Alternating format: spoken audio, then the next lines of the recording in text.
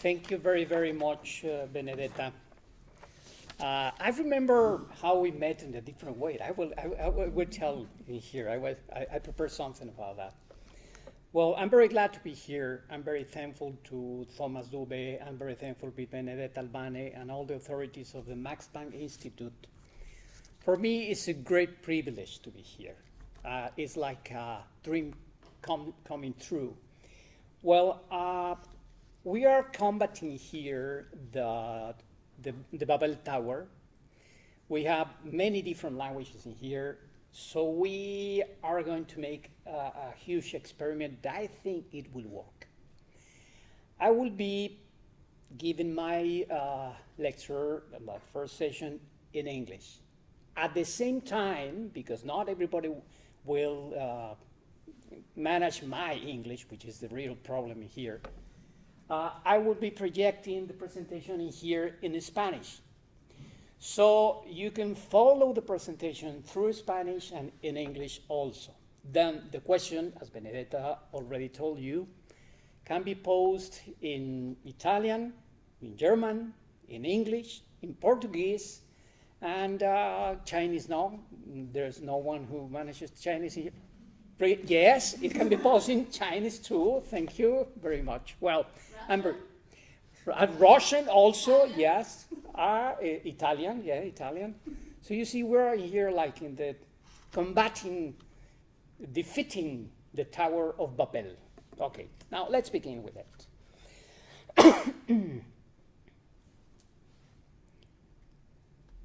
Muévete. ¿No se mueve? Wait. No. Creo que es nada más un asunto de que ya. Okay. No había agarrado aquí. Okay. I do research on judicial history, more specifically on the history of the courts of justice of the Roman Catholic Church in viceregal Hispanic America. Let me change my glasses. Yeah. There is an age in which you have to use like 10 glasses to give a lecture. Okay. In this session, we will try to answer 3 questions. The first one is, what is the judicial history? The second, what has been my path in judicial history up to present moment? And third, why is judicial history so beautiful, subversive, misunderstood, and necessary? Let's begin with the first one. What is judicial history? Judicial history studies the institutions that procure and administer justice over time, whose protagonists are ordinary human beings. It studies its structures, functions, tasks, and intention, always paying attention to the people involved because they are, as we indicated, its great protagonists. Judicial history is part of the history of law. Understanding history of law as in derecho in Spanish, Recht in German, diritto in Italiano, jus in Latin. Because in English it's kind of confusing. Law with capital letter, law with. So when we refer to law, we are talking about diritto. We are talking about Recht. We are talking about derecho. We are talking about jus. Okay? So, judicial history is part of the history of law as long as we understand. It's fine. Just a second. Come on. Francesco will be here to help you, and you can focus on. Follow the ball? Okay.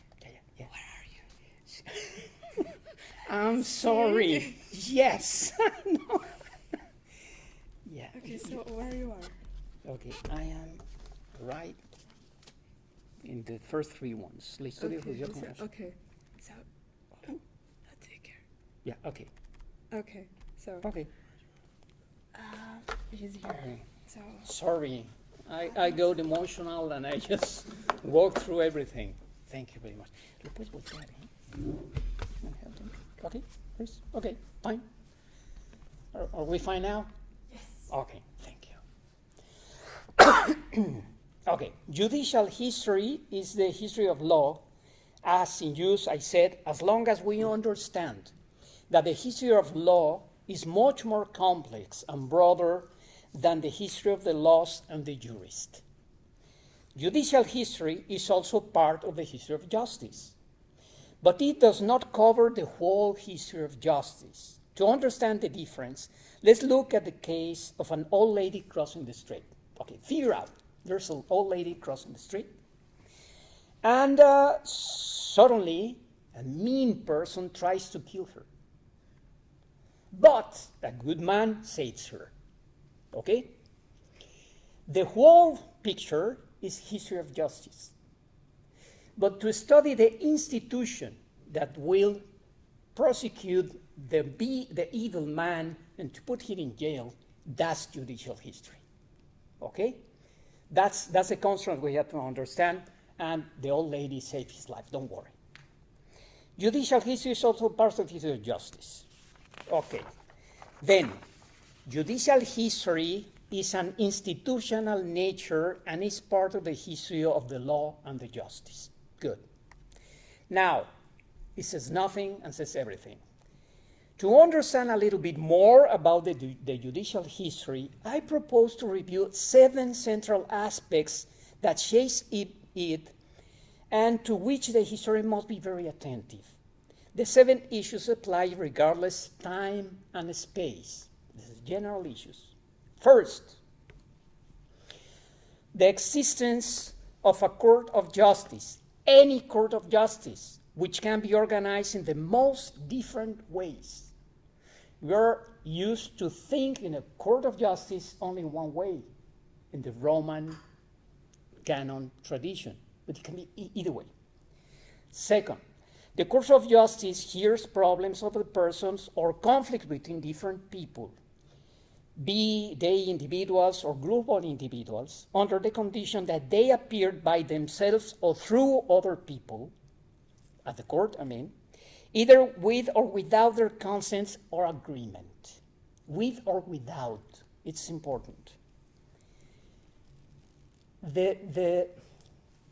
the 11th century, it was granted the privilege to be judged in presence, but it comes to the 11th century. So not every court of justice will grant this. Third, the reasons that give rise to conflicts are as diverse as human beings go to court. Then a given culture brands the conflicts in different ways to be known in court.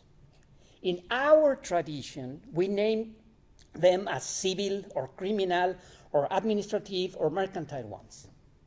Can we say that all the courts have branded or understand human conflicts in the same way all along history? Of course not. So we have to be attentive to this. 4, the individuals who appear in court present themselves before another person invested with sufficient authority to solve the problem. The person is usually called a judge, but can receive other names with an analogous function. Wise men, good men, priests, chiefs, shamans, mediators, and in a very small communities, father, mother, grandfather, and grandmother. There's always a person who will solve the problem. 5, those who participate in the court, namely the judge and the parties, aim to solve problems with the intention of achieving justice through a previously established procedures. Whatever these procedures may be, under whatever idea of justice. We have an idea of justice. We have an idea of procedure. Okay?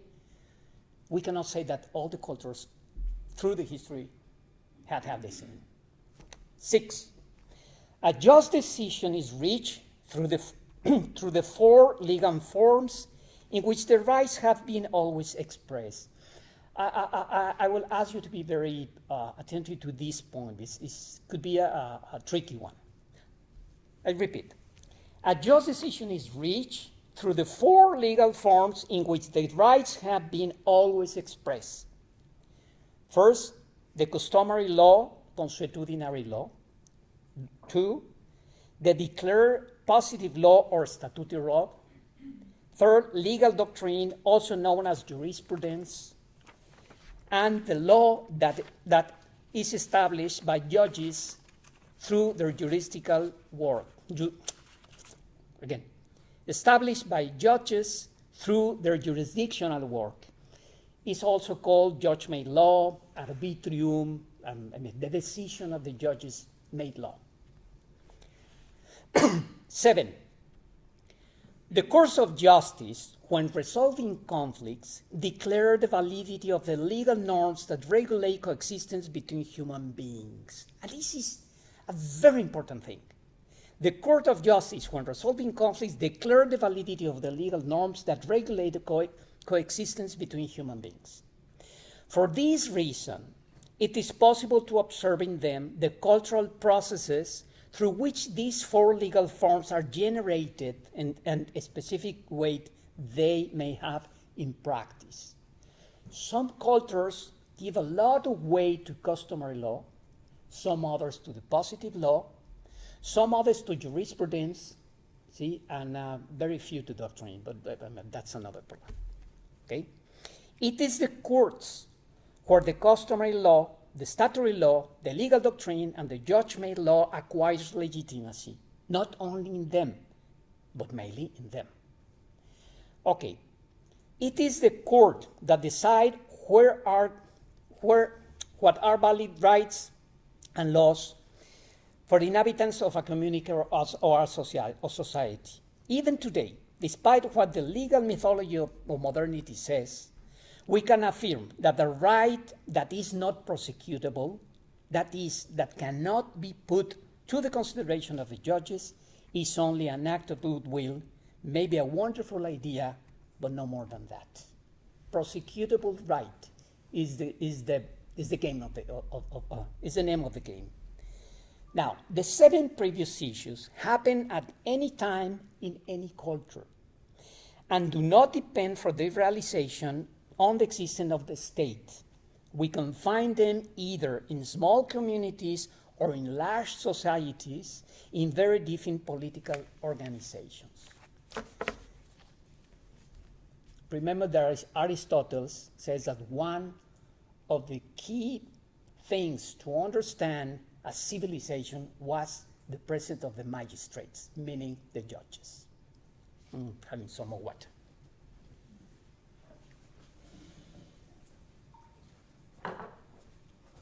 Okay.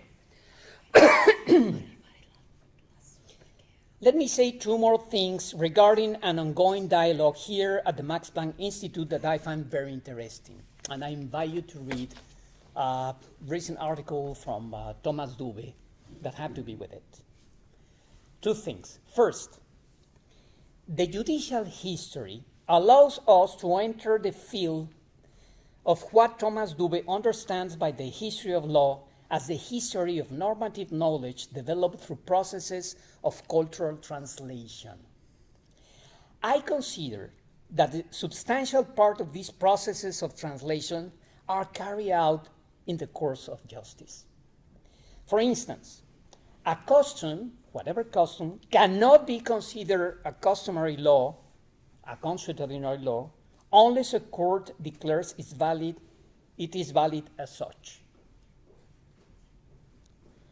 And it is certainly a process of a cultural translation from a moral or social normativity to a legal one. Shall we talk about long-term legal traditions or about the reception of a given legal system in a different culture? It's always a process of translation. Second, judicial history, also following Thomas Dube.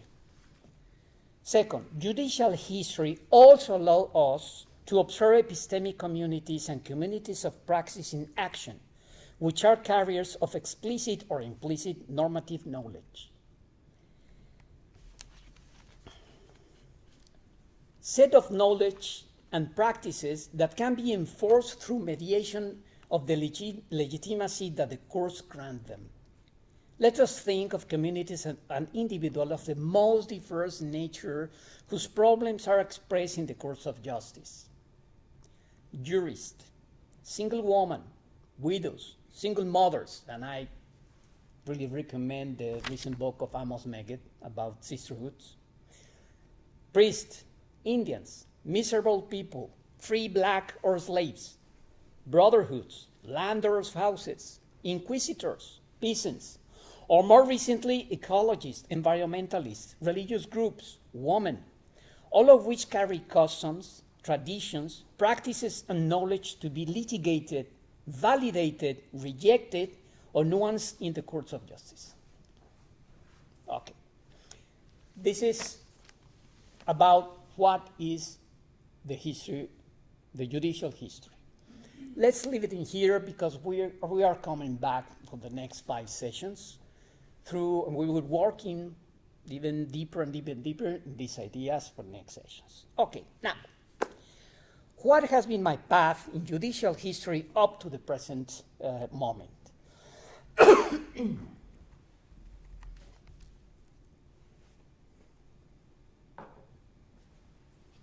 ¿Vamos bien? Okay. As I pointed out at the beginning of our session, I do research on the judicial history in general and that of the Catholic Church in particular. I studied the viceregal Hispanic America in the 16th and 17th centuries. Obviously, everything that happened in the Middle Ages and early modernity in Europe interests me, which is why I am here at the Max Planck Institute, among many other reasons. However, and this is a problem, I did not study law, I did not study history at the university, neither I am a theologian. So then, why I am here? That's a good question. Okay, I still making that question to myself. Well, first, I studied sociology as my BA between 1978 and 1982, knowing that what I really liked was law, but convinced that I did not want to be a lawyer. It's a tragedy for a young man, you know? I love law, but I don't want to be a lawyer. And having a father lawyer is a double problem. Okay, but I didn't want to do that. I didn't do that, so I studied sociology, okay? Okay.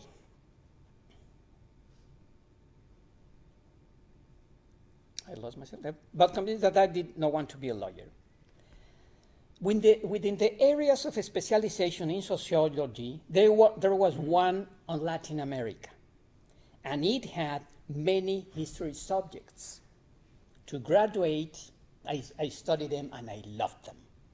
So to graduate, I wrote a thesis that greatly annoyed one of my synod members, and I remember that with pleasure, really.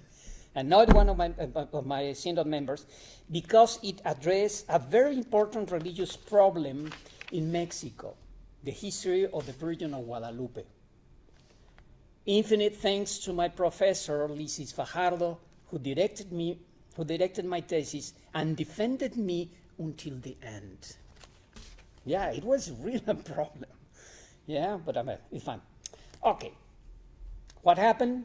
Thus, I naturally changed path and studied my master in history. Now I became historian.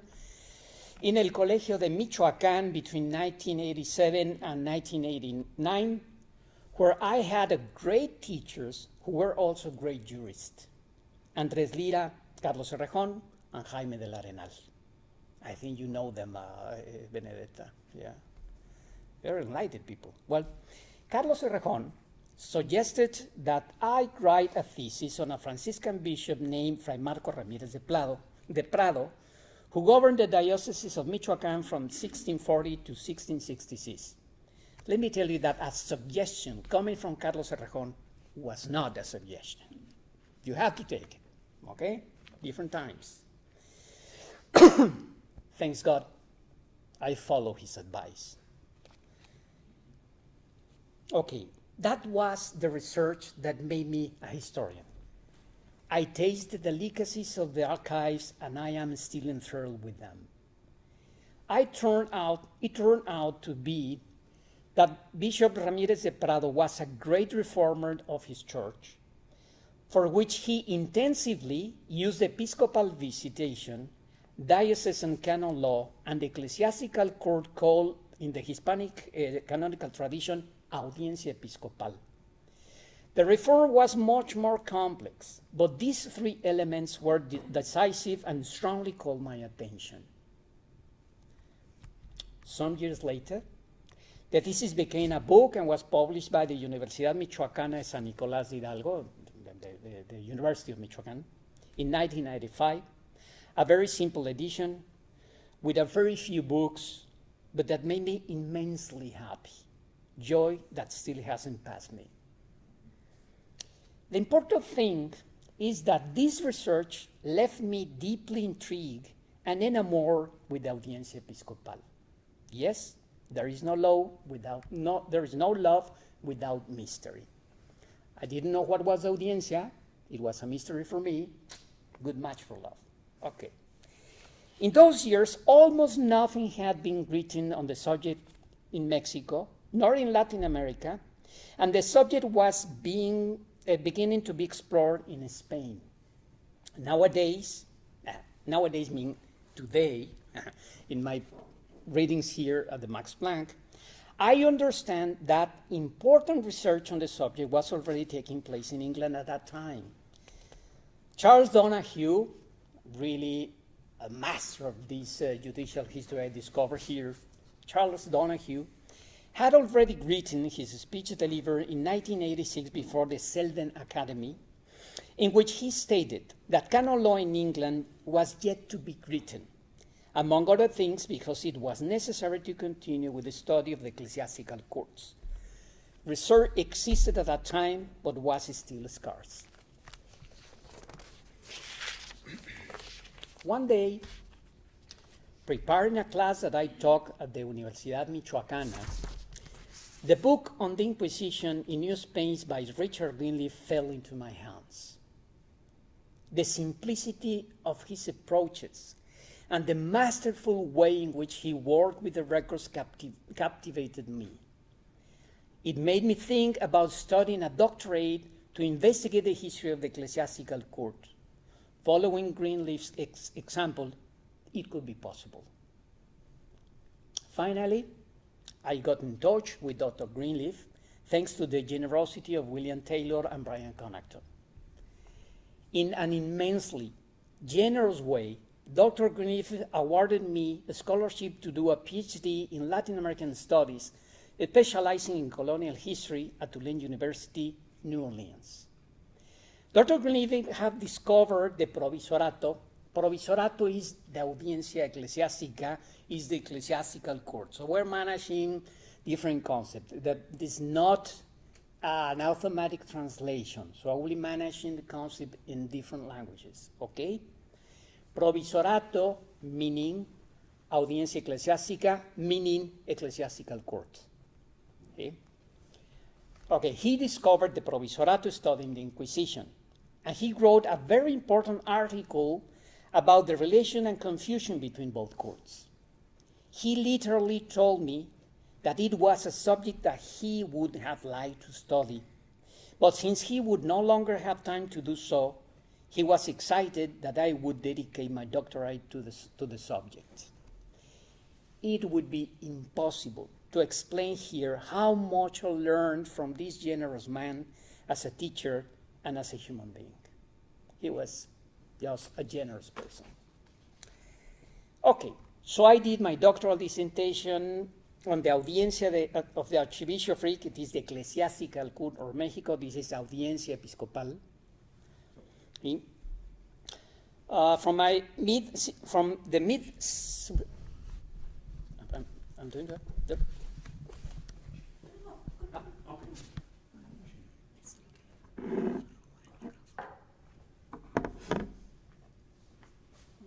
Fine. Okay. Yeah. Okay. Thanks.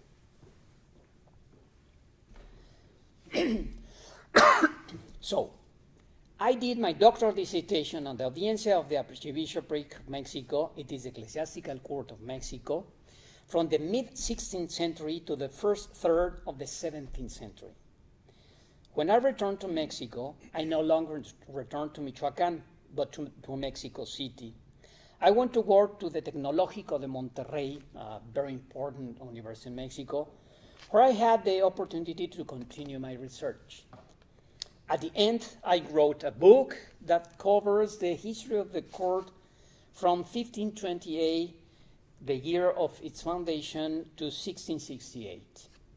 Finally, the book was published under the title Iglesia, Justicia y Sociedad en la Nueva España, la Audiencia del Arzobispado de México, 1528-1668, that runs like something like Church, Justice, and Society in the New Spain, the Ecclesiastical Court of the Archbishop of Mexico, 1528 to 1668. It was published in 2004. The book has 8 chapters. I think the book has been handed to you. The book has 8 chapters. It's open to access in academia.edu, academy.edu. The book has 8 chapters. Through each chapter, I was able to study 3 aspects. First, the formation and development of the audiencia in relation to the problems of the new society of the New Spain, as well as the canonical tradition of New Spain, tradition that was defined mainly in the 3 Mexican councils of the 16th century that took place in 1555, 1565, 1585. Second, the problems known in the court and the treatment that was given to those problems. And it's interesting how there were many problems. We usually think that there was only marriages about that because it's the very topic that everybody studied, and it's good, it's fine, it's wonderful. But it is one of the many things that this kind of courts know. Okay, third, very important to me, the reason to be of the ecclesiastical court. This is the meaning of its action and the meaning of its very existence. I mean, the big why of an institution. I'm convinced that if we cannot explain the big why of an institution, we're falling short in our studies. It's important to do that. Okay, during the investigation, something important happened. There was something not clear to me. Everything was new at the New Spain, and nothing was new at the same time. It was a conundrum, really.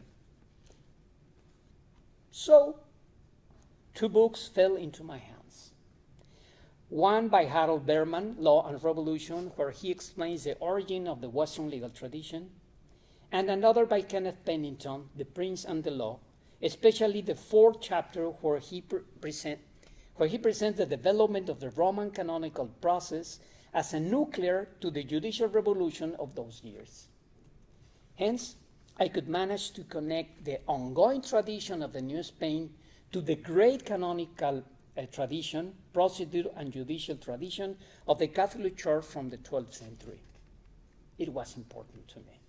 Yeah, it makes sense. It made sense, okay? It made sense that everything was new and nothing was new at the same time. With the publication of this book, 4 things happened. See, it happens all the time. It happened to me a lot of things. So with the publication of this book, 4 things happened to me. 1, I became an assiduous reader of what could be obtained in Mexico about the Roman canonical tradition from the judicial perspective. That was a very few things, but I love them.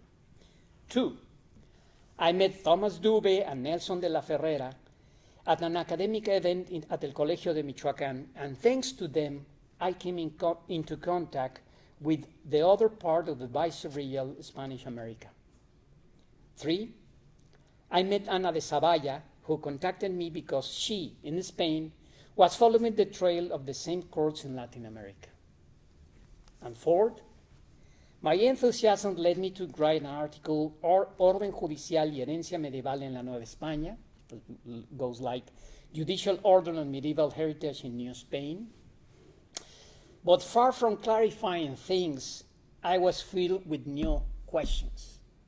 This is a drama for a researcher. Every time you try to solve something, a new question poses in front of you, and you will never get rid of it. which is very fine. Okay, I was filled with new questions. Trying to respond these new questions, I wrote another article entitled El Derecho Canónico Indiano, una herencia olvidada. I have to explain something.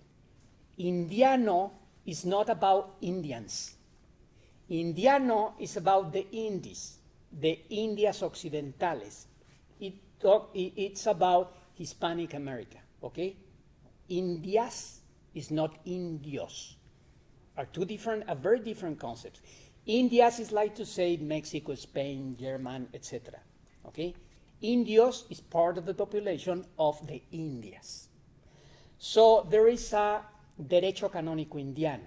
It means the canon law who was created in the Indias.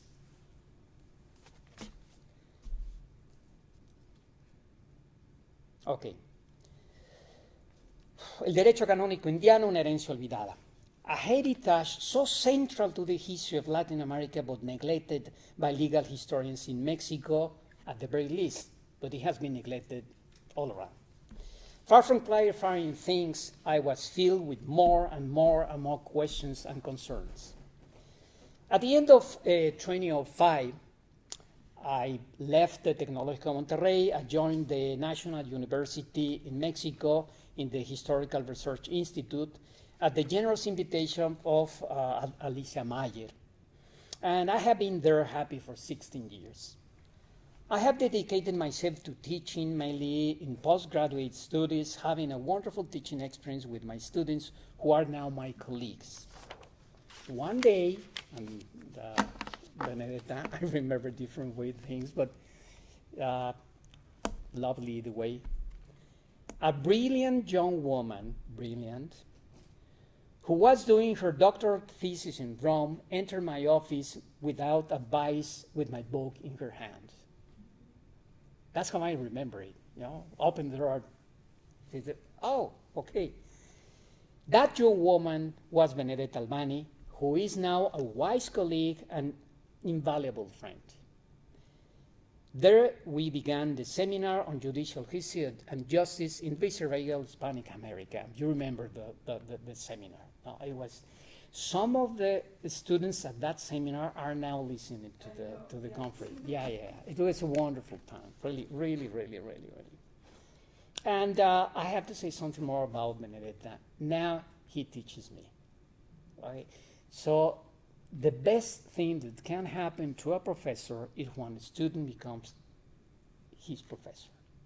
Thank you, Benedetta. Okay. As you see, probably the most important thing that happened with that book is that I got a very good friends. Happens in the academic life. Okay. I went ahead with my work. My concerns were aimed at trying to understand the place of the Episcopal Court, the ecclesiastical court, in the judicial order of the monarchy of Spain within the viceregal Hispanic America. Okay, it's like a play of Lego. Okay, let me explain you. I was trying to understand what was the place of the ecclesiastical court within the judicial order of the monarchy as it was going on in the Hispanic America. Okay, it's again, ecclesiastical court, monarchy of Spain, Hispanic America. Where this ecclesiastical court fit? Okay, that I was trying to understand that. Then I understood that there was a complex ecclesiastical judicial order that needed to be explained. Thus was born the idea of the book that finally was published under the name Historia, Judicial, eclesiástica de la Nueva España, Materia, Método y Razones, that goes like Ecclesiastical History of New Spain, Matter, Method, and Reasons, published in 2014 by the Editorial Porrúa. Okay. The book is divided in two parts. The first deals with three issues. First, I try to place the study of canon law with the general history of the derecho indiano, of the diritto indiano, of the Indiano law. Second, I place the ecclesiastical judicial order within the judicial order of the monarchy of Spain. You know, the game? Okay? I got to solve at the end. Third, I make a methodological proposal for the study of the judicial history that we will revise in next session. Okay. In the second part of this book, I present the 4 great reasons that, in my opinion, give historical meaning to the existence of these forms of ecclesiastical justice. 4 reasons. Could be more, and I'm sure there are more, but there are 4 that I find particularly important. These reasons are, first, a justice attached to human realities, to the weak human condition, for which is absolutely necessary to differentiate sin and crime. That's why they make this difference, because sin and crime are not the same and cannot be treated the same way, because the human condition is weak. Second, the episcopal visit and how canon law is built from below to promote the reform of the customs. Here we are another problem of concepts. I explained it. The second reason is how, through the episcopal visitation, and the bishop visits the diocese, okay? In this visitation, canon law is built from below, from bottom to top, facing the problems of the people, to promote the reform of the customs, la reforma de las costumbres. Okay, reform of the customs is a limited concept, and reforma de las costumbres is a very wide one, okay? We will talking about the reforma de las costumbres in one of our sessions, but I just want you to understand. Reform of the custom is a limited concept. Reforma de las costumbres is a very wide, as I will explain in the following lines. Okay. Third, but the important here is the canon law is built through the visitation for a pastoral meaning, which is the Reforma de las Costumbres. Okay. Third, the protection of the human person, taking as an example the due process granted to the Indians in the Inquisition and the Episcopal Tribunal. Fourth, the constant need to harmonize the will of the people and the renewal of the pacts that allow social life. So in the ecclesiastical code, we are to find permanent negotiation, okay? Why? To harmonize the will of the people and to renew a different pacts, different covenants that ensure the social life. Okay, I finished. I was very happy, but then I was filled with more questions again. I was trying to deal with those questions when I received Thomas Dube's invitation to write one of the articles of the Historical Dictionary of Canon Law in the Indies and the Philippines that is carried out in the Max Planck Institute. What is the official name of? It was okay. I'm right. Okay. I received the invitation. The article entrusted to me was Audiencia Episcopal. It is the ecclesiastical court of the bishop. The process was interrupted. The process of research was interrupted for 4 years. Time I served as a director of the postgraduate school of history of the National University. Interesting job, no doubt, but full-time. After that, I completed the research, and the article has been published, and we're going to read and study that very article. Okay, once and again, 2 things happened to me. The first, I dedicated myself mainly to judicial.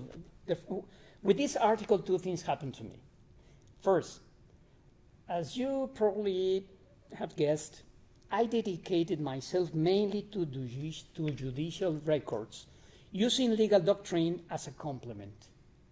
The article forced me to enter the topic through the door of the doctrine, which made me see things in a different way with much more perspective.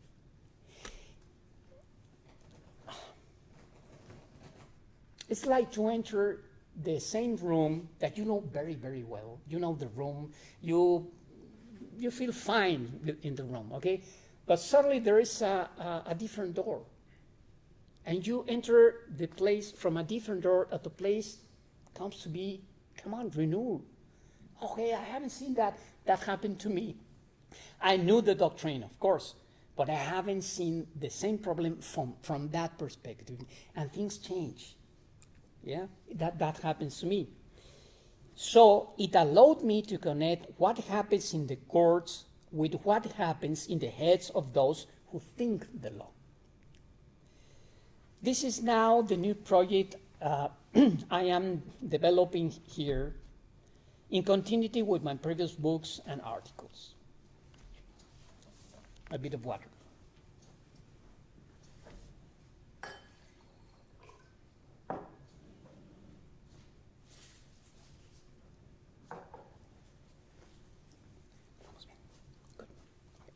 Okay.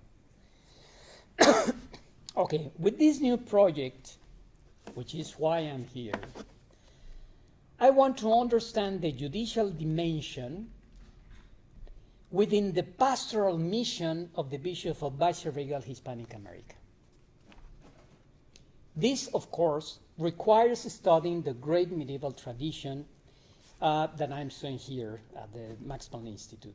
I intend to develop a comprehensive study of the episcopal court, understood as the most important contentious forum of the Catholic Church. More important than the Inquisition, surely. I know it's a scandal. The ecclesiastical court is more important than the Inquisition. It's a scandal. I take responsibility of what I'm saying. It was more important than the Inquisition. It was a court that extended its influence on every corner of each bishopric through a vast network of delegate judges. A powerful instrument in the hands of the bishop to address the Reforma de las Costumbres, the main pastoral project at that time. I propose that the judicial dimension of the church can only be understood as part of the pastoral mission of the bishops. It's an instrument. Mission marked by the reform of the custom, la reforma de las costumbres. And I explain here. A dominant pastoral policy whose purpose was to shape a culture, a very particular culture, that is to promote a series of religious and social behaviors that get people in a position to make decisions considered correct, facing to their eternal salvation and the proper functioning of their social order. I repeat. To promote a series of religious and social behaviors that get people in a position to make decisions considered correct, facing to the eternal salvation and the proper functioning of the social order, all at the same time. So we're facing here a really complex concept, but it's fascinating. Well, the ecclesiastical court is an instrument in the hands of the bishops to achieve the Reforma de las Costumbres, among many others. A marked disciplinary pastoral policy in which the ecclesiastical court play a leading role. In the forthcoming sessions, I will be sharing some advances of this research. Okay. What I want to do and what I'm doing, I'm sharing now my ongoing project. In the first, the projects have five different parts. In the first part of my research, I want to explain the nature of the bishop and his ecclesiastical court. The bishop as true and supreme judge within his diocese, as understood in the canonical tradition of the second millennium, reinforced by the local consular tradition and the Council of Trent. Only in this way we will be able to delve into the nature of the audiencia and to understand its justice. To understand the meaning of the things is very important to me. Okay, in the second part, I want to study the figure of the Vicario General y Provisor Oficial. Okay, again, a new concept. Vicario General y Provisor Oficial is the name that the ecclesiastical judge received in the Hispanic tradition, mainly in the Indiano tradition, okay? Because it is the head of the episcopal court. His historical canonical origin, the quality of his jurisdiction, his personal qualities, his competence and the relationship with ordinary prelates, the particularities of the institution in the Indias, and the importance of this in the institution studied in a series of conflicts of precedence. The conflicts of precedence are the most funny things that one can study. Is it why in a given procession or whatever, one person had to be first than the other. I studied the importance of this provisor through a conflict of 200 years, a delicious one, but showed us the very importance of the provisor. That's why, that's important. Okay, keeping in mind that the Vicario General y Provisor Oficial is a Catholic institution, but at the same time a particular one of the Indias. It's general and particular. Although judges existed in all bishoprics around the Catholic world, not all of them did the same things, nor were they called the same, under the same name. For instance, official in England, a new word for me, Senderichte in Münster, Vicari in Italia, Ufficiali in Milan, Provisores in Spain. Different names, same function, different things. That's okay. That's delicious. I just discovered that in here. Okay, yeah. I'm very happy for that. Okay, in the third part, we will study the very diverse auxiliary judges of the episcopal court, the ecclesiastical court. These judges could be ordinary, delegated, or subdelegated. Could be permanent, casual, or itinerant. The Provisor de Indios, and this is a new institution, Provisor de Indios is the judge who specializes in the Indios, not the Indias, the Indios, the person Indios. The Provisor de Indios. And the Juez de Testamentos, Capellanías y Obras Pías, something like Judge of Wills, Chaplaincies, and Pious Works, stand out in a special way in the Archbishopric of Mexico, but almost only in the Archbishopric of Mexico. In all the bishoprics, including the Archbishopric, the foreign judges and the commissioners ones were the main human resources to reach the most remote corners of the diocese, and with it, of course, the presence of the bishop. It's outstanding, the network of these people. Well, in the fourth part of my research, I want to explore the relationship of the Provisor Oficial with different judges at three levels. Within the episcopal sphere, okay, but there were other judges in the episcopal sphere, within the ecclesiastical scope, but not the episcopal sphere. Okay, first, in relation with the bishop, then in the church, but not with relation of the bishop, and thirdly, outside the episcopal and the ecclesiastical sphere. I mean, the secular world. Finally, we want to give voice to the bishops so they can explain the pastoral mission of the courts for the formation of a social order considered just and good, according to the ideas and beliefs of the Catholicity at that time, as expressed within the monarchy of Spain in the Indies. Okay, this is the ongoing research. How far I'm going to be, how far I'm going to get, I really don't know. But I will try to get as far as I can. Okay. Do we have to time? Yeah? Okay. And just let me have a little more water.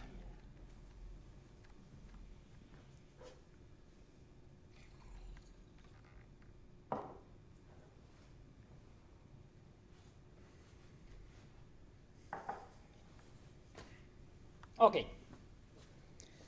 We have to close our conversation of my participation, then all the words will be for you. Okay. I want to close with a brief reflection of certain aspects of judicial history, because my intention is that you fall in love with it just as I am. Or, at the very least, that we learn to respect it as a discipline of history that stands on its own. That's a huge problem with the historians of the judicial history have. Judicial history stands on its own. It's valid in itself. Judicial history is an institutional in nature, but is not dry and hard. The great protagonists are human beings, ordinary people with their problems and hopes, their tragedies and their joys. I also had the opportunity to delve into these stories, of which I have written some articles. I want to mention, just to finish with this conversation, I want to mention very briefly four aspects, or four things of these stories to call your attention to their very subversive potential in the face of the great narratives of history and those who are so politically correct. Okay. Okay. First, the history of Sor Feliciana de San Francisco, my secret love in life, and my wife Fabiola knows it. Okay? It's my love. Yeah, I fall in love with this nun of the 17th century. Sor Feliciana de San Francisco, a nun and a very brave woman who wanted to decide the path of her salvation because he was forced to enter the convent. Huge problem, because the person who forced her was the uncle, and the uncle was a bishop of Michoacán, and she was living in Michoacán. It was a huge problem. I'm not telling you more about that because you can read the article. It would be a good idea, no? But let me tell you just one thing. It not only shows us the bravery of this woman, but showed us something more important, the Baroque dynamics of the justice. The Baroque dynamics of the justice, in which every conflict have to be negotiated to avoid tragedy. The opposite is the classic tragedy, in which none have to be negotiated, so everybody dies. No, nobody have this generosity to negotiate, and this dies. The classic tragedy. The Baroque history always negotiate everything to avoid the tragedy, and it's what happened. Okay, I'm telling you something else about this woman. She didn't want to leave the convent. She didn't want not to be a nun. She did want to be free to choose the path of her salvation. She wanted that the ecclesiastical judge, who was the new bishop, Fray Marco Ramírez de Prado, recognizes that she was forced to enter the convent. I'm not telling you anything else. You have to read 200 to watch the history. Second, okay, Vasco de Quiroga and Fray Venturino Gilberti, a conflict that never was, about a persecution that never existed. It's the great narrative. The great narrative says that there was a big conflict between the bishops and the religious orders in the 16th century, at the time of the Christianization of the New Spain. A huge one. And this is used as an example of that persecution. So I began to read about it. I thought, okay, let me see at the judicial records what happened really. And guess what? The conflict never was. and the persecution never existed. It was a different problem. It was actually a different problem. Yeah? I'm not telling you anything else because it's a very funny history that I'm sure you want to read, and it's open access to academia.edu. Okay. Third, the Indians. Now Indians, no Indiano, now the Indians, okay? The Indians, the due process and the protection of the human person. Again, the problem with the judicial history is always make relative everything. There we are to find the great base, okay, the Indians, the due process and the protection of a human person. There we are to find the great debates that become moral issues, that become legal doctrine, and materialize in a procedure privilege. In other words, what was the meaning to be Indian before an ecclesiastical court? Be it the Inquisition or the bishopric court. After a great philosophical debate came a moral debate, become doctrine, and materializes in the ecclesiastical courts as a privilege, a processal privilege, a due process. A due process applied to Indians meant something very different from other population. 4, demystifying political correctness narratives. I think I'm getting a very dangerous here. Okay, field. Okay. The case of the idolatrous Indians in New Spain. Idolatry. Was there really, this is the great narrative again. Was there really a silent rebellion of the Indians against the official religion and the monarchy? Because this is the great narrative, no? Looking at the judicial records, everything indicates that it was not.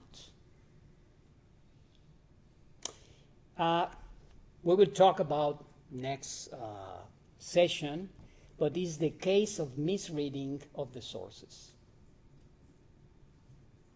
It's a case in which the historian looked at records and believed one part, but never listened to the other parts. The problem is in a judicial record, you have all the parts talking not freely, trying to achieve something.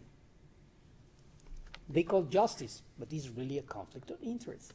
It's very funny. I invite you to join me in the next session. Okay.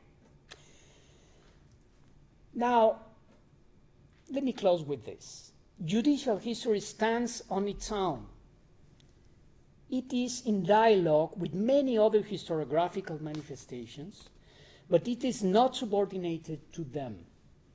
Its relation is close with social history, the history of mentalities, the history of feelings, the philosophy of economics, the history of political history, whatever.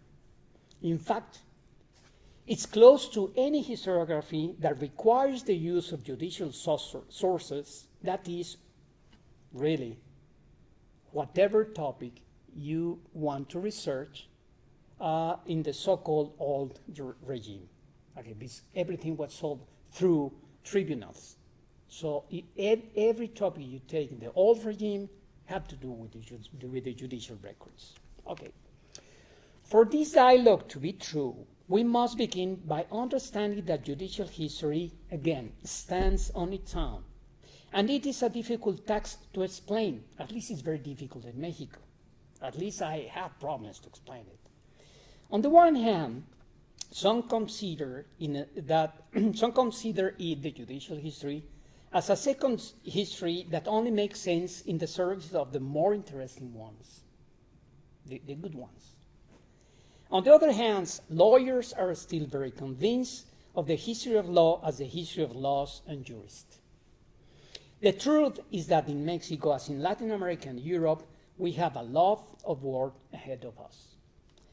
Let's conclude today's sessions with a quote from Charles Donahue, written in 1986 in his lecture to the Selden Society.